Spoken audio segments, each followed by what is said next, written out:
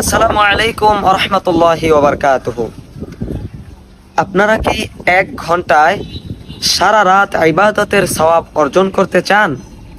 তাহলে শুনুন, আমার কথা নয়, রাসূল পাকের প্রিয় সাহাবী, ওনার আপন চাচাতো ভাই রাইসুল মুফাসসিরিন আব্দুল্লাহ ইবনে আব্বাস রাদিয়াল্লাহু আনহু থেকে বর্ণিত।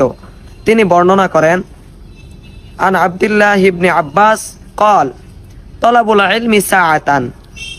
আব্দুল্লাহ ইবনে আব্বাস রাদিয়াল্লাহু আনহু থেকে বর্ণিত, ক্বালা, তিনি বলেন, তলাবুল ইলমি, কেউ যদি ইলম তালাশ করে, অন্বেষণ করে বা চায় অথবা কোনো আলেমের সংস্পর্শে বসে, সাআতান 1 ঘন্টা, খায়রুম মিন কিয়ামি লাইলাতিন, তাহলে সে যদি 1 ঘন্টা ইলম অন্বেষণ করে, তার জন্য সারা রাত ইবাদত করলে যে সওয়াব অর্জন করবে, সে 1 ঘন্টা ইলম অর্জন করে তার চেয়েও বেশি সওয়াব হাসিল করবে, অর্জন করবে। সুবহানাল্লাহি ওয়া বিহামদিহি। 1 ঘন্টা জ্ঞান অর্জন করেন, ইলম তালাশ করেন, তাহলে আপনি সারা রাত ইবাদতের চাইতেও বেশি উত্তম সওয়াব হাসিল করবেন।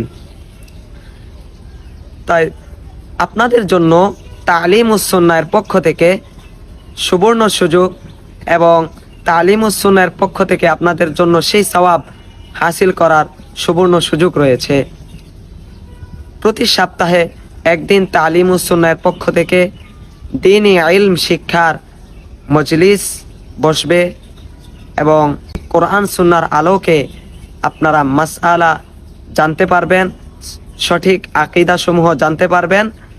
তাহলে দেরি না করেই আপনারাও সেই সব হাসিল করতে পারবেন। 1 ঘন্টা যদি আপনারা আমাদের তালিমুস সুন্নাহের মজলিসে বসেন, এই হাদিস অনুযায়ী আপনি সারা রাত ইবাদতের চাইতেও বেশি সওয়াব হাসিল করবেন। তাহলে আশা করি আপনারা সকলেই আমাদের সাপ্তাহিক মজলিসে সকলের উপস্থিতি কামনা করছি।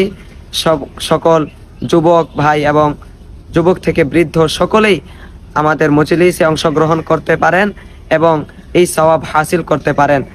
আল্লাহ পাক সকলকে আসার এবং দ্বীনি মজলিসে সময় দেওয়ার তৌফিক দান করেন। আমিন। আসসালামু আলাইকুম ওয়া রাহমাতুল্লাহি ওয়া বারাকাতুহু।